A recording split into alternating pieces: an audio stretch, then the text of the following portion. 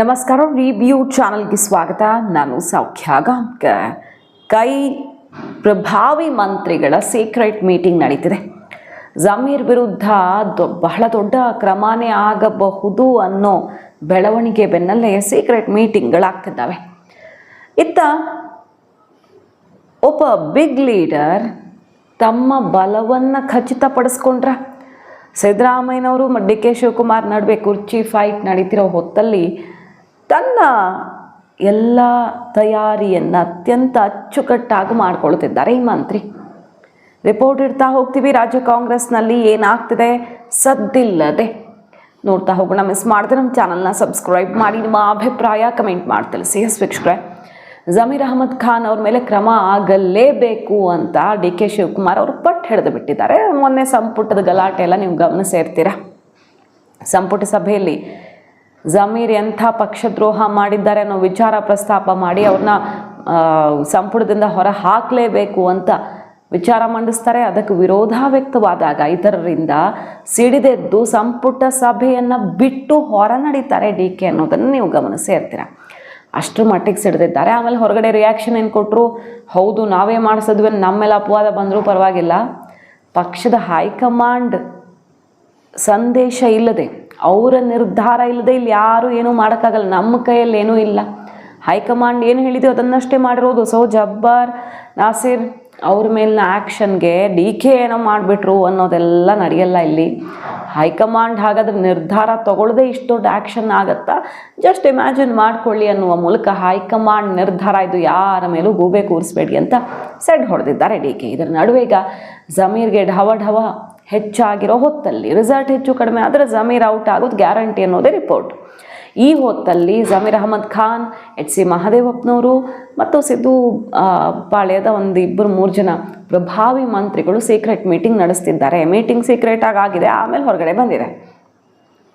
ಏನು ಮಾಡೋದು ಈಗ, ಮುಂದಿನ ನಡೆ ಏನು, ಕೌಂಟರ್ ಪಾಲಿಟಿಕ್ಸ್ ಮಾಡಬೇಕಲ್ಲ ಅನ್ನೋ ನಿಟ್ಟಿನಲ್ಲಿ ಬಹಳ ಹಾಟ್ ಮೀಟಿಂಗ್ಗಳು ನಡೀತಿದ್ದಾವೆ. ಅಷ್ಟು ಟೆನ್ಷನ್ಗೆ ಕಾರಣ ಆಗಿದೆ. ಯಾಕಂದರೆ ಪಂಚರಾಜ್ಯ ಚುನಾವಣೆ ಮುಗಿತಾ ಇದ್ದ ಹಾಗೇ ಡಿ ಕೆಗೆ ಪಟ್ಟ ಕಟ್ಟಬಹುದು. ಅದಕ್ಕೆ ಪೂರ್ವ ತಯಾರಿಯೇ ಈ ರೀತಿ ವಿಕೆಟ್ ಮೇಲೆ ವಿಕೆಟ್ ತೆಗಿತಿರೋದು ಡಿ ಕೆ. ರಾಜಣ್ಣವರು ಈಗ ಜಮೀರ್ಗೆ ಆಘಾತ, ಅವ್ರನ್ನ ಹೊರಗಡೆ ಹಾಕ್ತಾರೋ ಬಿಡ್ತಾರೋ, ಬಟ್ ಅವ್ರ ವಿರುದ್ಧ ಒಂದೇನೋ ಒಂದು ವಿಚಾರ ಎಸ್ಟಾಬ್ಲಿಷ್ ಮಾಡಿದ್ರೆ ಅದು ಯಾವತ್ತೂ ಹೈಕಮಾಂಡ್ ಮನಸ್ಸಲ್ಲಿ ಇದ್ದೇ ಇರುತ್ತೆ. ಜಮೀರ್ ವೇಗಕ್ಕೆ ಒಂದು ಸ್ಪೀಡ್ ಬ್ರೇಕರ್ ಅಂತೂ ಆಯಿತಾ, ಏನು ಮಾಡ್ತಾರೋ ಬಿಡ್ತಾರೋ, ಈಗ ಆಗಲೇಬೇಕು ಅನ್ನೋದು ಬೆಳವಣಿಗೆ, ಕ್ರಮ ಆಗತ್ತೆ ಅನ್ನೋ ಸುದ್ದಿಗಳು ಓಡಾಡ್ತಿವೆ. ಕೊನೆ ಪಕ್ಷ ಜಮೀರ್ ಅವರು ಹೈಕಮಾಂಡ್ ಕೆಂಗಣ್ಣಿಗೆ ಗುರಿಯಾಗೋ ಥರ ಅಂತೂ ಮಾಡೇ ಬಿಟ್ಟಿದ್ದಾರೆ.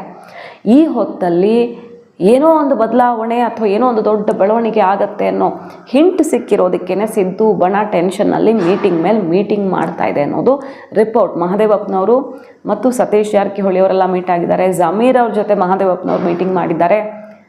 ಇದ್ರ ನಡುವೆ ನೋಡಿ, ಸಿದ್ದರಾಮಯ್ಯನವ್ರ ವಿರುದ್ಧನೇ ಈಗ ಅವರು ಆಪ್ತರು ಸಿಡಿದಿದ್ದಾರಲ್ಲ. ಯಾಕಂದರೆ ಸಿದ್ದರಾಮಯ್ಯನವ್ರ ಪರಿಸ್ಥಿತಿ ಹಾಗಿದೆ. ಎಲ್ಲರೂ ಬಿಗ್ ಲೀಡರ್ಸು, ಮಾಸ್ ಲೀಡರ್ಸು ಏನೇ ಇರಬಹುದು, ಪರಿಸ್ಥಿತಿಗೆ ಅನುಗುಣವಾಗಿ ಎಲ್ಲ ಚೇಂಜ್ ಆಗುತ್ತೆ. ಈಗ ಸಿದ್ದರಾಮಯ್ಯನವ್ರು ಹೈಕಮಾಂಡ್ ಮೇಲೆ ತುಂಬ ಪ್ರೆಷರ್ ಹಾಕೋ ಪರಿಸ್ಥಿತಿಲಿಲ್ಲ. ಅದಕ್ಕೆ ಎಕ್ಸಾಂಪಲ್ಲು ಈ ಪರಿಷತ್ ನಾಮನಿರ್ದೇಶನ, ಹಾಸನದಲ್ಲಿ ಕಾಂಗ್ರೆಸ್ನ ಸಮಾವೇಶದ ಹೆಸರೇ ಚೇಂಜ್ ಆಗಿ ಹೋಗುತ್ತೆ, ನಿಗಮ ಮಂಡಳಿ, ಈ ಅಧಿಕಾರಿಗಳ ಟ್ರಾನ್ಸ್ಫರು, ಮತ್ತು ಈ ಗೋವಿಂದರಾಜು ಅವ್ರನ್ನ RCB ಗಲಾಟೆ ಆಯ್ತಲ್ಲ ಆವಾಗ ಕಿತ್ತು ಹಾಕಿದ್ದು, ಈಗ ನಾಜೀರ್ ಮತ್ತು ಜಬ್ಬಾರ್ ಮೇಲೆ ಆ್ಯಕ್ಷನ್ನು, ಜಮೀರ್ ಅವ್ರ ಮೇಲೆ ಆ್ಯಕ್ಷನ್ ತೊಗೊಳ್ತಾರೆ ಅಂತ ಹೇಳ್ತಿರೋದು, ಇಲ್ಲೆಲ್ಲ ಸಿದ್ದರಾಮಯ್ಯನವ್ರ ಕೈ ಮೀರಿ ಆಲ್ಮೋಸ್ಟ್ ಡಿ ಕೆ ಕೈ ಮೇಲಾಗಿರೋದೇ ಇದೆ ಇತ್ತೀಚಿನ ದಿನಗಳಲ್ಲಿ. ಸೊ ಸಿದ್ದರಾಮಯ್ಯನವ್ರು ಇಲ್ಲೆಲ್ಲ ಏನೂ ಮಾಡೋ ಪರಿಸ್ಥಿತಿಯಲ್ಲಿ ಆಪ್ತರನ್ನು ಬಿಟ್ಕೊಟ್ಟಿದ್ದಾರೆ. ಮೊನ್ನೆ ಹೇಳಿದ್ರಲ್ಲ ರಾಜಣ್ಣವ್ರು ಓಪನ್ ಆಗಿ, ಅಸಹಾಯಕರು ನಮ್ಮ ಮುಖ್ಯಮಂತ್ರಿ ಅಂತ ಅಂದ್ಕೊಂಡಿರಲಿಲ್ಲ ಅಂತ ಸತೀಶ್ ಜಾರಕಿಹೊಳಿ ಅವರು ಕೂಡ ಅದೇ ಟೋನಲ್ಲಿ ಮಾತಾಡಿದ್ರು. ಈಗ ಸಿದ್ದರಾಮಯ್ಯನವ್ರನ್ನ ನೆಚ್ಕೊಂಡು ಕೂತ್ರೆ ಆಗಲ್ಲ, ಅವ್ರ ಕಥೆ ಮುಗಿತಾ ಬಂದಿದೆ ಅನ್ನೋದನ್ನು ಅರ್ಥ ಮಾಡ್ಕೊಳ್ತಿದ್ದಾರೆ ಅನ್ಸುತ್ತೆ ಆಪ್ತರು. ತಾವೇ ಸಿಡ್ದೆದ್ದಿದ್ದಾರೆ. ಸತೀಶ್ ಜಾರಕಿಹೊಳಿ ಅವ್ರು ನಿನ್ನೆ ಬಂದೇ ಬಿಟ್ಟರು, ಡಿ ಕೆ ಮೇಲೆ ಒತ್ತಡ ಹಾಕಿದ್ರು. ಇದು ನಮ್ಮ vote bank, Muslim vote bank ಅನ್ನೋದು ಹೆಂಗೆ ನೀವು ಡಿಸ್ಟರ್ಬ್ ಮಾಡ್ತೀರಿ, ಅವ್ರನ್ನ ವಾಪಸ್ ಕರ್ಕೊಳ್ಳೇಬೇಕು, ಮತ್ತೆ ಜಬ್ಬಾರ್ ಅವ್ರನ್ನ ಅನ್ನೋ ರೀತಿಯಲ್ಲಿ ಒತ್ತಡ ಹಾಕೋಗಿದ್ದಾರೆ. ಡೋಂಟ್ ಕೇರ್ ಅಂತಿದ್ದಾರೆ ಡಿ ಕೆ. ರಿಪೋರ್ಟ್ ಬರಲಿ, ಮತ್ತು ಜಬ್ಬಾರ್ ಬಂದು ಎಕ್ಸ್ಪ್ಲನೇಷನ್ ಕೊಡಬೇಕು, ಅವರು ಉತ್ತರ ಫಸ್ಟ್ ಕೊಡಬೇಕು, ಮಾಡಿದಾರಾ ಇಲ್ವ, ಆಡಿಯೋ ರೆಕಾರ್ಡ್ ಇದೆ, ಒಂದಿಷ್ಟು ಸಾಕ್ಷಿಗಳಿವೆ, ಇದಕ್ಕೆ ಅವರೆಲ್ಲ ಉತ್ತರ ಕೊಡಬೇಕು. ಡಿ ಕೆ ತರಿಸ್ಕೊಂಡಿರೋ ರಿಪೋರ್ಟ್ಸ್ ಇವೆ. ಪಕ್ಷದ AICC ಕಡೆಯಿಂದ ಅಭಿಷೇಕ್ ದತ್ ಅವರು ಕೊಟ್ಟಿರೋ ರಿಪೋರ್ಟ್ ಇದೆ, ಅದಕ್ಕೆಲ್ಲ ಅವ್ರು ಆನ್ಸರ್ ಮಾಡಲಿ, ಆಮೇಲೆ ನೋಡೋಣ. ಈಗ ನೀವು ಸುಮ್ಮನೆ ತಪ್ಪು ಮಾಡಿದ್ರೂ ಆ್ಯಕ್ಷನ್ ಆಗಬಾರ್ದು ಅಂದರೆ ಆಗಲ್ಲ. ನಾವೇ ಮಿಸ್ಟೇಕ್ ಮಾಡ್ಕೊಂಡು ಆ್ಯಕ್ಷನ್ ಆಗಿದ್ರೆ ಸರಿಪಡಿಸ್ಕೊಳ್ಳೋಣ, ಇದಕ್ಕೆಲ್ಲ ಉತ್ತರ ಕೊಡಲಿ ಅವರು ಬಂದು ಅಂತ ಸತೀಶ್ ಜಾರಕಿಹೊಳಿ ಅವ್ರಿಗೆ ಸೆಡ್ ಹೊಡೆದಿದ್ದಾರೆ. ಆದರೆ ಇಲ್ಲಿ ಪಾಯಿಂಟ್ ಇರೋದು ಅದಲ್ಲ. ಸತೀಶ್ ಜಾರಕಿಹೊಳಿ ಅವರು ತಪ್ಪೋ ಒಪ್ಪೋ ಮುಸ್ಲಿಮರ ಪರ ಒಂದು ಗಟ್ಟಿ ಸ್ಟ್ಯಾಂಡ್ ತಗೊಳ್ತಿದ್ದಾರೆ. ಸಿದ್ದರಾಮಯ್ಯನವರೇ ಈಗ ಸೈಲೆಂಟ್ ಆಗಿರೋ ಹೊತ್ತಲ್ಲಿ ಸತೀಶ್ ಜಾರಕಿಹೊಳಿ ತಾನೇ ಅವರನ್ನೆಲ್ಲ ವಾಪಸ್ ಕರ್ಕೊಳ್ಳೋ ರೀತಿಯಲ್ಲಿ ಒತ್ತಡ ಹೇರಿ, ಹೈಕಮಾಂಡ್ ಮೇಲೂ ಒತ್ತಡ ಹೇರೋ ಮೂಲಕ, ಇಲ್ಲೂ ಒತ್ತಡ ಹೇರೋ ಮೂಲಕ ಸಮುದಾಯದ ಅಂದರೆ ಅಹಿಂದ ವೋಟ್ ಬ್ಯಾಂಕನ್ನು ಸಿದ್ದು ಬಳಿಕ ತಮ್ಮ ಬೆನ್ನಿಗೆ ನಿಲ್ಲೋ ಥರ ಮಾಡ್ಕೊಳ್ಳೋದಕ್ಕೆ ಇದು ಬೆಸ್ಟ್ ಚಾನ್ಸ್ ಅಂತ ನಿಂತು ಬಿಟ್ಟಿದ್ದಾರೆ. ಒಂದು ಡಿ ಕೆ ವಿರುದ್ಧ ಮುಸಲ್ಮಾನರನ್ನು ಎತ್ಕಟ್ಟದಂಗೂ ಆಗುತ್ತೆ. ನೋಡಿ, ಡಿ ಕೆ ಬಂದರೆ ಮುಸ್ಲಿಂ ವಿರೋಧಿ ಇವರು, ಬರೋಕ್ಕೆ ಬಿಡಬಾರ್ದು, ಆ ರೀತಿಯೂ ಆಗುತ್ತೆ. ತನ್ನ ಬೆನ್ನಿಗೆ ಅಹಿಂದ ವೋಟ್ ಬ್ಯಾಂಕ್ ಗಟ್ಟಿ ಮಾಡ್ಕೊಂಡಂಗೂ ಆಗುತ್ತೆ. 2 in 1 ಒಂದು ಕಲ್ಲಲ್ಲಿ 2 ಹಕ್ಕಿ ಹೊಡೆಯುವಂತಹ ಫಾರ್ಮುಲಾ ಮೂಲಕ ಸತೀಶ್ ಜಾರಕಿಹೊಳಿ ಅವರ ಎಂಟ್ರಿ ಆಗಿದೆ. ಈಗ ಬರೀ ಸತೀಶ್ ಜಾರಕಿಹೊಳಿ ಅವರೆಲ್ಲ, ಮಹದೇವಪ್ಪನವರು, ರಾಜಣ್ಣವರು, ಅವರು ಇವರೆಲ್ಲ ಸೇರಿದ್ದಾರೆ. ಬಟ್ ಸತೀಶ್ ಜಾರಕಿಹೊಳಿ ಸ್ಟ್ರಾಂಗ್ ಆಗಿ ನೆಕ್ಸ್ಟ್ ಅಧ್ಯಕ್ಷರಾಗಬೇಕು, CM ಆಗಬೇಕು ಅಂತೆಲ್ಲ ಲೆಕ್ಕಾಚಾರ ಹಾಕ್ಕೊಂಡಿರೋರು ಆಗಿರೋದ್ರಿಂದಾಗಿ ಡಿ ಕೆ ಕಟ್ ಹಾಕೋದಕ್ಕೆ ಇದೇ ಬೆಸ್ಟ್ ಪಾಯಿಂಟು. ಹೈಕಮಾಂಡ್ ಆಶೀರ್ವಾದ ಎಷ್ಟು ದಿನ ಸಿಗುತ್ತೆ? ಒಂದು ಸಲ ಸಿಗುತ್ತೆ. ಬಟ್ ಎಷ್ಟು ಸಮುದಾಯಗಳು ಬೆನ್ನಿಗೆ ನಿಲ್ತಾವೋ ಅಷ್ಟು ಆ ನಾಯಕನಿಗೆ ಒಳ್ಳೇದಲ್ವಾ? ಆ ರೀತಿ ಈಗ ಸತೀಶ್ ಅವರ ಫಾರ್ಮುಲಾ ರೆಡಿ ಆಗ್ತಿರೋದು. ಇದೆಲ್ಲದರ ನಡುವೆಯೂ ಡಿ ಕೆ ಜಮೀರ್ ಅವರನ್ನು ಹೊರಗಡೆ ಹಾಕಿಸುವಲ್ಲಿ ಯಶಸ್ವಿ ಆಗ್ತಾರ ಅನ್ನೋ ಮಟ್ಟಿಗೇನೆ, ಅಂದರೆ ಒಂದು ತಾತ್ಕಾಲಿಕವಾಗಿ ಒಂದಿಷ್ಟು ಮಟ್ಟಿಗಾದರೂ ಬಿಸಿ ತಟ್ಟಿಸೋ ರೀತಿಯಲ್ಲಿ ಏನೋ ಒಂದು ಬೆಳವಣಿಗೆ ಆಗುತ್ತೆ ಅಂತಲೇ ಟೆನ್ಷನ್ ಮನೆ ಮಾಡಿದೆ ಸಿದ್ದು ಕ್ಯಾಂಪಲ್ಲಿ.